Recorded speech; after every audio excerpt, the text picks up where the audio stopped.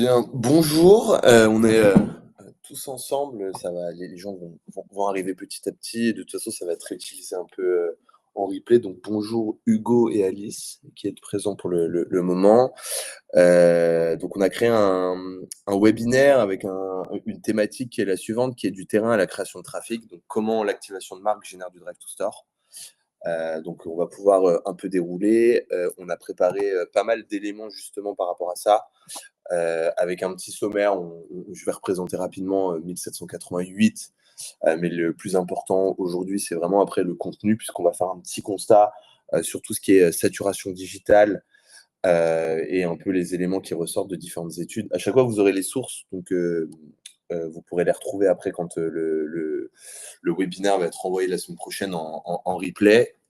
On va dérouler avec les différents points sur pourquoi le terrain redevient ou est redevenu stratégique sur pas mal d'éléments, à la fois évidemment pour la partie physique, mais aussi pour la partie digitale. Et après, tout un travail autour de l'équation du Drive to Store, des différents leviers et quelques base cases d'opérations que nous, on a pu créer, ce que ça a pu apporter en termes de contenu. 1788, rapidement, 1788, c'est une agence de com expérientielle, événementielle, que j'ai créée du coup il y a 8 ans. Donc 1788, pourquoi? Parce qu'une révolution, ça se prépare.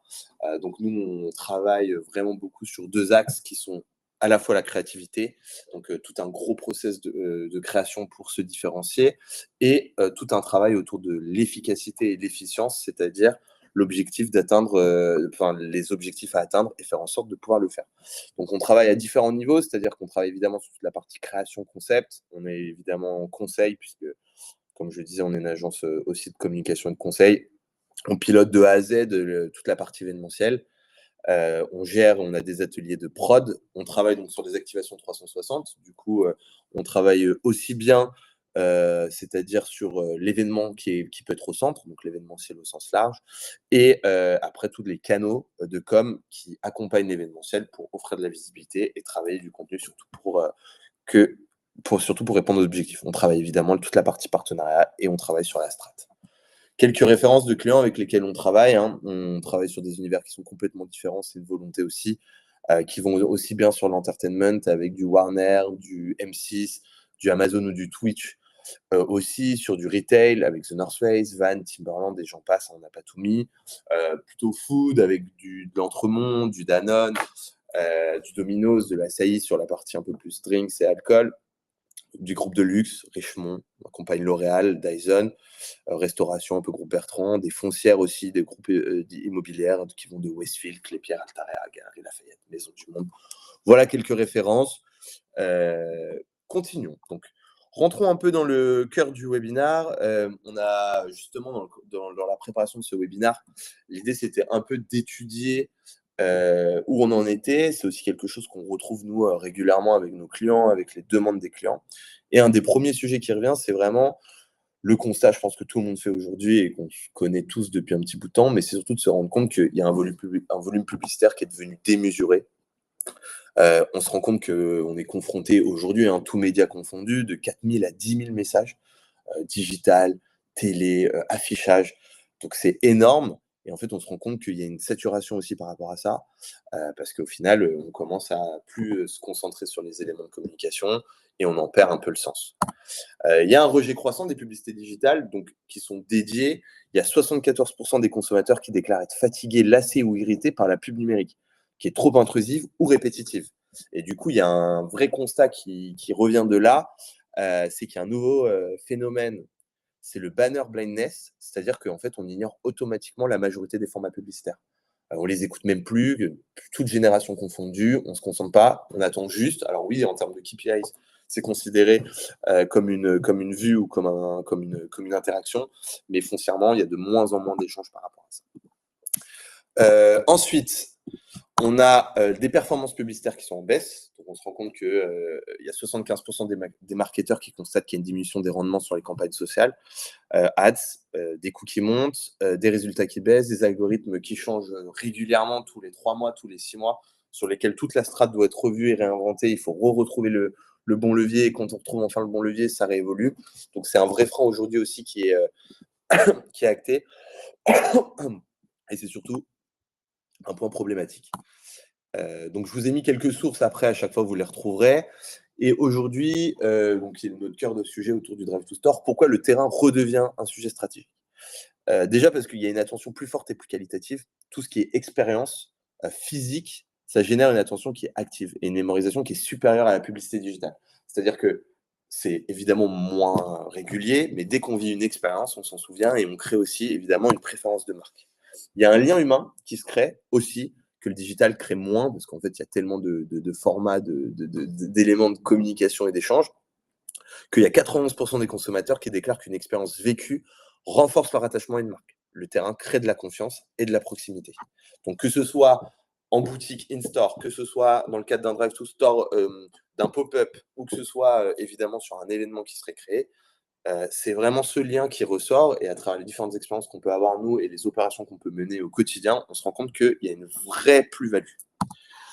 C'est aussi un puissant moteur d'amplification sociale, puisque il y a un point qui est hyper important, c'est que les participants, notamment sur l'UGC, sont 2 à 3 fois plus enclins à partager une expérience qu'ils vivent, quelques contenus, une petite story, un petit partage, on tag un pote, on est entre amis, en famille, qu'une publicité ou qu'on repartage. Alors il y a les jeux concours, notamment en ce moment, les calendriers d'avant ou les différents formats. Mais globalement, il y a un UGC qui est 2,4 fois plus crédible qu'un contenu de marque quand on vit une expérience et qu'elle est partagée.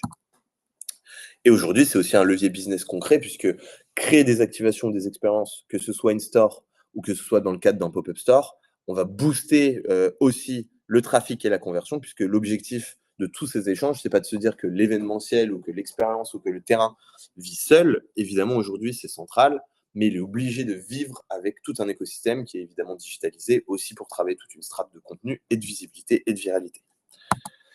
Donc une nouvelle fois les sources et il y a une équation, un travail autour du Drive to Store du coup qui est développé, qui s'appuie sur 4 gros points.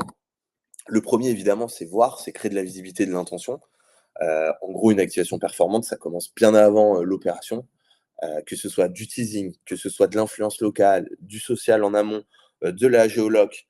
En tout cas, l'objectif, c'est d'émerger dans un paysage qui est ultra saturé et de créer une motivation tangible à se déplacer. Et ça, c'est un vrai levier. On peut le voir dans différents types d'opérations. Quand il y a un vrai travail d'amont qui est mené pour que l'opération soit visible, il y a une vraie différence en termes de contenu et de présence sur place. Le levier suivant, c'est évidemment le faire venir. Donc, en fait, le voir, l'objectif, c'est d'annoncer et le venir, bah, évidemment, de générer du trafic, du coup, en magasin ou sur notre événement ou sur notre pop-up. Et l'idée, c'est de se dire qu'une fois que l'intérêt est créé, la mécanique d'activation convertit l'attention en mouvement réel. Une localisation stratégique, c'est hyper important, évidemment, quand on ouvre un lieu ou quand on crée une expérience. Les partenariats qu'on peut avoir, que ce soit du retail, que ce soit les commerçants autour, l'incentive, les exclusivités qu'on peut offrir à travers l'expérience qu'on offre, et évidemment, cette histoire de notion d'événement. C'est les clients maintenant, le consommateur veut vivre une expérience. Et on le voit, juste créer un pop-up, distribuer, entre guillemets, des flyers, les taux de rendement sont très faibles et la transformation l'est aussi. Donc, c'est vraiment l'expérience terrain qui peut augmenter significativement la probabilité de visite à travers une campagne et de la communication qui est bien menée. Évidemment, après, il y a le vivre. Donc, c'est l'expérience qui enclenche et qui engage et qui déclenche le partage. Donc, c'est qu'est-ce qui va se passer sur place et comment on va faire pour créer quelque chose d'extraordinaire, entre guillemets, avec une scénographie immersive, un moment qui va être mémorable, de la présentation de produits, de la mise en main, de l'interaction avec des spécialistes, avec des experts, avec des personnes qui peuvent venir prendre la parole, et évidemment tout le travail autour du GC pour que les gens puissent partager. Et donc aujourd'hui, c'est une vraie expérience immersive qui va cumuler l'engagement, la crédibilité et la viralité naturelle. Et évidemment, le dernier point, et pas des moindres, c'est que cette expérience, elle doit servir. C'est-à-dire qu'il y a évidemment l'objectif du sur-place, du jour J, mais il y a évidemment l'objectif de la suite. Et l'un des points les plus importants, c'est l'expérience et la relation durable qu'on va pouvoir créer avec ce consommateur. Donc, c'est sur place, du coup, avec la collecte de data, évidemment volontaire, mais ça permet de bien cibler, notamment sur la partie CRM ensuite, pour bien cibler son consommateur, ses centres d'intérêt, où est-ce qu'il vit, qu'est-ce qu'il peut offrir, des offres et des opportunités suite à l'expérience, évidemment. Tout ce qui est retargeting géolocalisé en fonction de la zone géographique dans laquelle on est. Et en fait, tous les visiteurs qui vont être engagés seront plus enclins à revenir en magasin, à revenir sur le pop-up ou à revenir même ne serait-ce sur le site, pour acheter. Et du coup, on va développer un peu ces points ici. Je vous ai remis la source, comme je vous l'ai dit, avec le premier levier qui est le faire venir, la visibilité. Donc là, c'est un peu des outils, des leviers qui sont habituels, mais qui sont vraiment très importants et qui sont parfois un peu sous-estimés en se disant que l'opération en tant que telle, ou l'annonce d'un produit en tant que tel, ou d'une expérience peut suffire. Il y a tout le travail de teasing en amont, qui se joue à plusieurs niveaux, évidemment, parce que l'objectif étant de donner envie, d'annoncer et de faire en sorte que les clients, les prospects aient envie de venir. Donc il y a tout le travail autour du teasing géolocalisé. Donc évidemment, quand on fait un événement local, après, il peut y avoir des événements nationaux, mais travailler pour du local, des comptes à rebours, des indices, pourquoi pas travailler autour du mystère, que ce soit du lieu, du concept, et donner envie, en fait, et faire monter un peu la sauce pour que on attende avec impatience. Et globalement, à chaque fois qu'on travaille beaucoup et qu'il y a une approche un peu différenciante, vous verrez notamment dans quelques base cases qu'on a pu faire avec The North Face, c'est vraiment, ça a augmenté significativement l'intention de visite et au final la visite. Il y a le travail de l'influence locale, des micro-communautés aussi, en fonction de l'activation qui est recherchée, mais s'appuyer du coup sur des créateurs locaux, sur une strate qui peut être de l'UGC, s'appuyer sur des références locales, les sportifs, ça peut être du foodies et les communautés culturelles qui sont en place, ça va maximiser aussi la visibilité qui va être autour de l'activation, en fonction évidemment du sujet, en fonction du produit, en fonction du service, mais s'appuyer sur les communautés locales, s'appuyer sur les événements locaux, ça joue. Et on se rend compte que du coup, c'est deux fois plus efficace pour générer un déplacement réel qu'une influence nationale quand on peut s'appuyer. Et on se rend compte aussi d'ailleurs dans cette strate-là qu'en fonction d'une activation, quand elle est en local, même à Paris, on se rend compte bien que parfois un travail avec plusieurs influenceurs en local qui vont avoir un impact, qui peuvent se rendre sur place, sur lequel on va créer une expérience avec eux, versus un influenceur national qui va repartager l'event, créer un lien, etc. Générer du trafic, générer de l'implication, on se rend compte que parfois c'est bien supérieur. Donc c'est une vraie strate à prendre en considération. Il y a évidemment toute la partie sociale, comme déclencheur de mouvement. J'en parlais tout à l'heure autour du teasing, mais tout ce qui est Reels, TikTok, Stories pour annoncer l'activation. Et surtout, ça augmente en général. On a quasiment un quart de personnes en plus qui sont motivées et qui viennent parce qu'ils nous ont vus sur des Reels, des TikTok, des Stories, parce qu'ils ont vu toute une strate sociale et que ça correspondait évidemment à la cible. Et évidemment, j'en parlais rapidement tout à l'heure, mais la présence aussi terrain en amont. Alors évidemment, il y a toute une histoire et une problématique autour du budget, mais en fait, un budget, il peut vraiment être optimisé sur la partie amont aussi, et il y a des négociations qui peuvent se faire sans que ce soit trop complexe ou trop coûteux, parce que là, je parle par exemple d'affichage de proximité ou d'affichage tout court.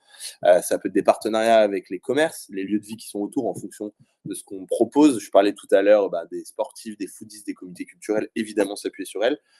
En fonction de là où on est, je parle des centres commerciaux, des bars en fonction de l'activation, pour créer aussi des partenariats avec eux et pousser aussi ces rencontres et ces points de contact en fait qui vont être physiques. Ça renforce aussi un peu la légitimité en fonction de la typologie aussi de la marque et du produit qu'on vous proposez, mais ça optimise la mémorisation en fait, le nombre de points de contact qu'on peut rencontrer. Le second levier, évidemment, ça va être l'expérience qu'on va faire vivre. Et ça, c'est primordial de ne pas sous-estimer le contenu. Une nouvelle fois, ce n'est pas forcément une histoire de budget, c'est vraiment une histoire de créativité parfois et de comment on essaie d'aborder les choses. Une expérience qui va être mémorable, et je parle vraiment d'expérience à chaque fois. D'ailleurs, c'est pour ça que j'ai présenté l'agence en tant qu'agence de communication expérientielle. C'est vraiment central. Et en fait, l'objectif du moment vécu, c'est transformer une simple visite en souvenir fort et ça va avoir beaucoup d'impact sur la suite. La scéno, l'immersion, les interactions qu'on peut avoir avec des spécialistes sur place, les mises en main, les tests des produits, c'est des expériences qui augmentent la mémorisation de presque 50% par rapport à la publicité traditionnelle et qui créent encore une fois ce lien. Donc, je m'auto-tease, mais l'émotion qui est le principal levier de connexion marque publique, elle influence la préférence, la fidélité et l'intention d'achat. Donc, quand on vit une expérience de marque, quand on va vivre un moment différenciant qui est évidemment positif, euh, on va s'en souvenir. Et au moment d'achat, s'il n'est pas immédiat, quand on aura la problématique qui se rencontrera ou le besoin par rapport à ce produit, et qu'on se retrouvera devant un rayon, qu'on se retrouvera justement sur des sites spécialisés pour acheter, l'expérience vécue avec la marque renforcera et nous donnera envie de consommer, d'utiliser ce produit. Donc, c'est vraiment un impact à la fois mémoriel et ça booste aussi la perception positive de la marque et donc l'intention d'achat quand on aura besoin. Il y a le partage, j'en parlais tout à l'heure, l'UGC, tout ce qui est viral. Une nouvelle fois, plus l'expérience va être forte, plus elle va être naturellement partageable, shareable et donc on va se rendre compte qu'il y a beaucoup de contenu qui va être partagé facilement, et encore une fois, 2,4 fois plus crédible qu'un contenu produit de marque, tout simplement avec un influenceur qui va être classique. Mais que ce soit des photos, des stories, j'en parlais tout à l'heure, des interactions, des performances, des scénographies qui sont uniques, surtout aujourd'hui, maintenant, à l'époque de TikTok, Insta, et cetera. Tout le partage de contenu et le travail autour de l'image, c'est vraiment important. Et 85% des participants à une activation sont plus enclins à poster du contenu par rapport à une pub digitale. Une nouvelle fois, on est sur place, on est avec quelques potes, en famille, des amis, en fonction de ce qu'on veut faire, ou juste aller taguer quelqu'un pour montrer l'expérience qui est en train de se passer. Bah, il y a un vrai impact. Et ça, c'est la vraie différence. Et il y a l'implication justement des participants pour les transformer en ambassadeurs. En effet, le fait d'être sur place et de pas juste avoir une démo produit, mais d'avoir des défis, des workshops, des interactions aussi, et d'avoir une vraie expérience co-créative, donc vraiment du story making, une histoire qu'on co-crée en fait à travers l'expérience, ça crée encore un engagement qui est encore un peu plus profond. Et du coup, après, on a 4 fois plus de chances de se souvenir de la marque et de la recommander versus, bah voilà, juste je suis rentré dans un magasin où j'ai vu ce pop-up, j'ai acheté un produit. L'expérience qu'on va y vivre et la co-création qu'on peut créer à ce moment-là, ça a aussi un impact qui est énorme. Le troisième levier, c'est évidemment l'objectif, c'est pas que le jour J, c'est ce que je disais un peu en intro, ça va être vraiment le faire revenir, la conversion du coup et la data aussi qu'on va pouvoir utiliser et que ce point de contact transforme en fait la relation en une relation durable. Donc, travailler sur les collectes d'opt-in, alors c'est pas toujours l'objectif, mais ça peut être nécessaire sur, bah, comme je vous le disais tout à l'heure, à travers des mécaniques, des QR codes, des jeux, s'inscrire, avoir des offres exclusives pour les personnes qui sont venues ou sur place, ça génère vraiment une augmentation de 3 fois supérieure des taux d'opt-in qu'on peut avoir par rapport à un digital classique. Ensuite, il y a la data terrain pour personnaliser le rebond, donc toutes les données qui vont être captées sur place. On va se rendre compte des centres d'intérêt, les intentions, les comportements, les motivations potentiellement aussi d'achat. On découvre parfois c'est déjà arrivé sur des produits ou des lancements de marque ou des lancements de produits qu'en fait la cible ou sur certains éléments, bah, ça pouvait avoir un impact un peu différent et que les arguments parfois étaient un peu différents et ça permet aussi surtout un retargeting qui va être plus précis par la suite et plus efficace sur les ciblages ensuite de com. Et ça, c'est assez important. Un email post-event avec une offre qui est dédiée, une invitation sur une opération spéciale, un jeu concours dédié à un produit qui correspond, évidemment des campagnes SMS, des offres qui vont être en local et du coup des invitations à venir découvrir et à vivre d'autres expériences par la suite. Donc tout ce qui est campagne post-expérience, notamment, ça affiche des taux supérieurs, 40 fois supérieurs à la moyenne. Donc on n'est pas, c'est vraiment énorme. Bah, du coup, il y a l'idée d'encourager le retour physique grâce à l'incentive. Donc, comme je le disais, des offres limitées, des avantages exclusifs, de la gamification, des jeux concours, qu'est-ce qu'on peut faire, comment on peut venir chercher aussi en créant du Drive to Store, à venir chercher mécanique et des expériences qui peuvent être prolongées. Donc ça augmente quand on parle d'un magasin, d'un lieu, d'un distributeur. Les visiteurs sont engagés 2 à 3 fois plus susceptibles de revenir qu'un visiteur non exposé à une activation. Donc après, il y a tout le travail de la strat et du contenu, mais c'est un vrai levier, c'est un vrai impact. Et du coup, ça permet aussi de pouvoir mesurer l'impact business de façon concrète. Évidemment, avec tout le travail dont on a parlé de l'amont, le pendant, bah, ça permet d'identifier le drive to store qui a pu être créé, la fréquentation, la cible qu'on a réussi à faire venir, la fréquentation et la conversion ensuite pour se rendre compte de la consommation, le panier moyen, tout le partage, tout le travail UGC de partage et la noto en local. Quand on ouvre une boutique, quand il y a un anniversaire de marque, quand il y a une activation. C'est là où on se rend compte que la data post-activation, ça permet de prouver l'impact réel du terrain sur le business. 70% des marques considèrent désormais l'activation comme un levier de performance et pas seulement d'image. Ce qui a souvent été le cas, mais ce qui apporte aussi, c'est un double levier qui est hyper important. Donc globalement, quelques best cases, nous sur l'agence. Donc là, globalement, ça vous donne un peu une intro. Hein. Évidemment, je ne l'ai pas développé. On n'a pas non plus le temps ni la possibilité de pouvoir le développer beaucoup plus. Mais franchement, si on voulait échanger par la suite ou même sur des leviers ou des problématiques que vous avez. En tout cas, nous, j'ai mis 3 cas clients complètement différents. J'ai mis un cas client pour The North Face, donc j'en parlais tout à l'heure. Là, il y a une vidéo, il y a quelques images avec The North Face EcoSport. Partager un peu le contenu en rapide, mais dans les grandes lignes, on a travaillé une OP. L'idée étant de créer pour la première fois, recréer du lien entre la marque, la ville et la nature. Et en fait, on a travaillé toute une strate de différenciation. Donc, on parlait du teasing tout à l'heure et de l'amont. Il y a eu une com évidemment un peu digitale. Mais surtout, ce qu'on a fait, c'est qu'avec le partenaire qui était GoSport, c'était dès que vous alliez dans un magasin GoSport, donc là, c'était à Paris notamment, et que vous achetiez un produit GoSport, on vous remettait en fait une carte de Sherpa avec des coordonnées GPS. Et l'invitation, c'était de rentrer les coordonnées GPS sur votre téléphone et de suivre en fait le chemin pour arriver sur un rooftop qu'on avait recréé à Paris, où on avait toute la nouvelle collection du coup de la marque, des prises de parole des sportifs, des sportifs du coup de la marque qui sont sponsorisés, des collabs, etc., des démonstrations des produits et surtout de vivre une expérience complètement différente. Vous allez voir, vous avez tout un univers full de The North Face avec l'ensemble des éléments, l'ensemble des campagnes et ça permettait de découvrir les produits, de pouvoir échanger plus en détail et de vivre une expérience exclusive pour les personnes qui avaient participé. Donc voilà, dans les grandes lignes, pas un peu de détail, mais c'était une vraie expérience et ça nous permettait de vraiment créer ce premier base camp pour la marque à Paris et de vivre une expérience complètement différenciante parce que à la fois par l'invitation qui était faite avec des coordonnées GPS et de pouvoir se rendre sur place d'une manière différente, donc ça correspond évidemment aussi à The North Face, à l'ADN de la marque et au travail qu'on a pu faire, mais l'idée c'est parfois on peut faire des choses différenciantes sans que ce soit trop complexe. Ensuite, j'ai pris un petit base case, univers complètement différent, maison du monde. Là, en l'occurrence, pour The North Face, c'était créer du drive to store et faire vivre une expérience pour annoncer la nouvelle collection, créer une expérience de marque et, entre guillemets, notre espace, notre pop-up store, entre guillemets, qu'on avait créé. Là, on est sur Maison du Monde. Maison du Monde, c'est encore un peu différent. C'est le lancement de leur gamme Pets, donc toute leur gamme des animaux, dans plusieurs villes en France. Et l'idée, c'est de se dire comment on peut être différenciant, annoncer la couleur et créer une mécanique qui va être engageante aussi pour faire vivre une expérience différenciante. Donc, on aurait très bien pu imaginer se dire, bon, on va encore plus, un peu plus, c'était il y a 3-4 ans, je crois, si je ne vous dis pas de bêtises, mais on aurait pu se dire, bon, bah, on va mettre des hôtes et des hôtesses aux sorties de stations de métro, de tram, etc., dans les différentes villes, et on va distribuer du flyers. Et en fait, on s'est dit, essayons d'avoir une approche un peu différenciante, qui va apporter de la valeur ajoutée et qui va être intéressante. Donc, pour le lancement de la gamme Pets, qui était My MDM Pets, que vous voyez là, on a décidé d'avoir une approche différenciante, c'est que dans chacune des villes, on a travaillé des indices en fait qui apparaissaient sur les réseaux sociaux du coup de la marque.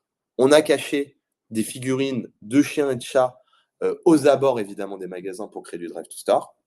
On a mis des indices via du clean tag au sol quand on se rapprochait justement de ces figurines. Et l'intérêt, c'était de décrocher ces figurines. Donc il y avait un vrai contact, un vrai lien aussi qui se créait, puisqu'on avait un produit entre les mains aussi. Et de le ramener en magasin et on l'échangeait en fait contre une carte cadeau. Et on en profitait pour découvrir du coup toute la nouvelle gamme de Maison du Monde.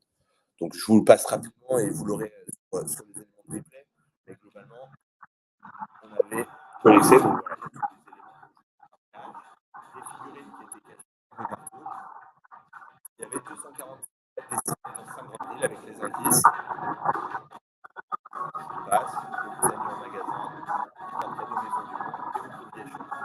L'idée ici, c'est que ça a créé du drive to store dans chacune de ces villes. Il y a eu toute la partie gaming aussi qui a poussé en fait les gens à le découvrir. Il y a à la fois dans la rue les personnes qui découvraient ces figurines et qui voulaient les ramener en magasin et tout le travail qui a été de viralité et de visibilité. Et ce qui a été hyper intéressant en plus, c'est qu'il y a un levier complémentaire puisque Maison du Monde est présent en France, partout, dans beaucoup de villes. C'est que ça a créé une sorte de frustration positive, c'est-à-dire qu'on avait défini 5 grandes villes, évidemment la marque qu'on avait définie, c'est elle par rapport à ses objectifs, et on s'est rendu compte que quand la communication est sortie, les différents éléments, il y a eu beaucoup de frustration de villes dans lesquelles l'opération n'avait pas eu lieu. Et en gros, on disait: «Ah bah vous venez jamais dans telle ville, ah dommage, pas dans cette ville, ah j'espère que la prochaine opération». Et en fait, on s'est rendu compte que ça crée beaucoup d'engagement, à la fois parce que l'opération et le concept étaient plutôt sympas, que c'était différenciant et qu'on arrivait avec quelque chose d'un peu différent, et aussi à la fois parce que d'un point de vue digital, il y a une sorte de frustration positive qui s'est créée parce qu'on avait envie de vivre ces expériences ailleurs. Et la dernière OP, c'est pour Clépierre et notamment Créteil-Soleil. Donc là, c'est une OP encore différente, parce que là, l'objectif, c'est de créer du contenu et de faire vivre une expérience pour donner envie en fait aux gens de venir à Créteil-Soleil. Et là, on est sur une approche totalement différenciante des deux concepts. Donc c'est tout au long de l'année, on a créé en fait un talent show à Créteil-Soleil qui était en différentes parties. Toute une partie de teasing avec du RP, de l'influence locale, évidemment, le travail sur les réseaux sociaux de Créteil Soleil. Globalement, ce qu'on a proposé, c'est on a créé une plateforme en fait sur mesure où vous aviez des artistes, soit musique, soit stand-up, qui pouvaient s'inscrire. On invitait à partager, et elle les poussait à inviter leur communauté, parce qu'ils avaient tous une petite communauté, ça commençait, à inviter à voter. On pouvait voter sur la plateforme et en fait, pour chaque session, donc globalement, il y en a eu 6, 5 si je vous dis pas de bêtises, 5 phases de qualification et en gros, ceux qui avaient le plus de voix, stand-up et le plus de voix musique étaient invités à se rendre à Créteil-Soleil, dans lequel on avait monté toute une opération. Donc c'était, 1 fois par mois, du coup, sur, 6 mois.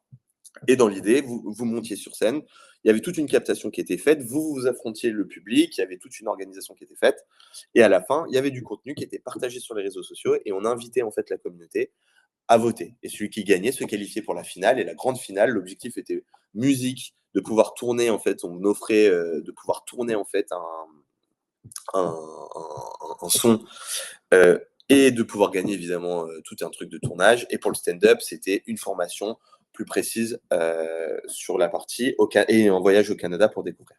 Et ça, c'est la première partie et la deuxième partie de chaque show, vous aviez un artiste du coup, un vrai artiste confirmé, donc on s'est appuyé sur le label Play2 du coup de TF1 et sur des stand-uppers pros aujourd'hui qui tournent beaucoup, que ce soit à Montreux ou sur les scènes qu'on peut retrouver, qui ont leur propre spectacle, pour venir affirmer après le spectacle. Donc il y avait un double travail aussi de noto et de visibilité et de partage et de viralité. Et donc ça a été un beau succès. L'opération là s'est terminée, la dernière OP était en novembre, donc la grande finale est en novembre. Il y a plusieurs contenus, vous pouvez voir les les gagnants du coup et les là, avec tout le jury qui était là et qui participait du coup. Dans les grandes lignes, quelques best cases opérationnels, j'en aurais d'autres à vous présenter évidemment. Mais pour conclure un peu le global, en gros, aujourd'hui, ça ne veut pas dire dans ce que je présente depuis tout à l'heure que c'est le terrain et le digital d'un côté, au contraire. En fait, le terrain, l'objectif, c'est que ce soit un moteur d'engagement et de trafic par la suite. Donc, l'expérience réelle va répondre aux limites du digital, comme le digital va répondre aux limites de l'expérience physique. Donc, il y a un paysage qui est ultra saturé, on l'a vu dans les chiffres, comme vous voyez, il y a les sources, vous pourrez aller voir ensuite. Et les marques, l'idée, c'est de recréer de l'attention, du lien, de l'émotion. C'est souvent ce qu'on remarque, nous, ce qu'on perd aussi beaucoup. Et le terrain, c'est offre précisément cela. À la fois de l'authenticité et de la transparence, la mémorisation du produit et de la marque, et surtout de la proximité. Et globalement, dans l'intention d'achat par la suite et dans l'intention globale du lien avec la marque, c'est ce qui va avoir un impact. Ensuite, vous avez l'activation terrain qui va générer un impact qui peut être mesurable. Donc, j'en parlais entre guillemets dans l'équation des Drive to Store qui était voir, venir, vivre et revenir. Ça permet d'identifier les leviers quand vous faites une opération, où est-ce que ça pêche, ou au contraire, tout ce qui fonctionne bien, et ça devient un vrai levier d'engagement, de trafic et de reconversion, et de conversion amplifié par la data, le social et toute la strate RP, digital, influence quand il y en a, ou sinon toute la strate globale que vous pouvez mettre en place. Et l'idée surtout, c'est de se dire que l'expérience et l'événement, il ne faut pas que ce soit le point final, mais au contraire que ce soit un début, que ce soit le point de départ d'une relation durable qui va être nourrie justement par la data, le contenu et la revisite. Dans les grandes lignes, pour conclure, nous, 1788, du coup, c'est exactement notre travail. Comme je vous disais, communication expérientielle. On travaille vraiment sur la strate pour que ce soit créer des expériences qui performent. Nous, on travaille vraiment avec l'événementiel au centre, expérientiel au centre, pour créer des activations qui vont attirer, qui vont engager, qui vont générer du trafic, en faisant vivre la marque dans la vraie vie. Et surtout, l'objectif, c'est de répondre à des objectifs business. C'est surtout ça. On crée et on travaille pour créer un lien durable, pour que l'expérience vécue transforme les visiteurs en ambassadeurs et l'émotion en performance business. Globalement, nous, chez nous, on travaille les différents canaux, donc du terrain au digital. On crée l'expérience, on peut orchestrer l'influence et le social, on génère du contenu partageable à travers le GC, on amplifie, on prolonge la visibilité, et on sait activer le CRM et la data pour que ça ait un vrai impact global. C'est un vrai écosystème qu'on cherche à créer à chaque fois, peu importe le budget, l'objectif étant d'être intelligent et de répondre aux objectifs et aux besoins de la marque.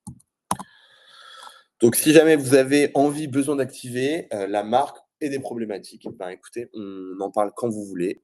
Je suis disponible. Donc, n'hésitez pas si vous avez quelques questions ou quelques points là en suivant. Mais dans les grandes lignes, les éléments, je vais vous les partager ensuite dans la foulée. Et la semaine prochaine, il y aura tous les éléments qui seront partagés. Merci beaucoup, merci à tous. Passez une excellente journée et puis on se tient au courant. Merci beaucoup. Merci Hugo, merci Milena, merci Alice, c'est super. Au revoir.